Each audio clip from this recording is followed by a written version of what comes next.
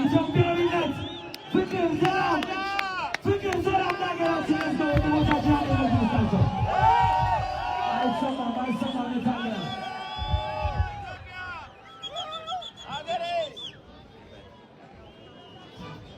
አፈታውን ላይ ሰውታቸው በጣም ስላያችሁ ደስ ይለኛል። ዛሬ ሀገራችንን በአንድነት ቆመን የምናገለግልበት ሁላችንን የሀገራችንን ባንዲራ ከፍ የምናደርግበት ስሟን የምናስጠራበት በዓለም ሚዲያ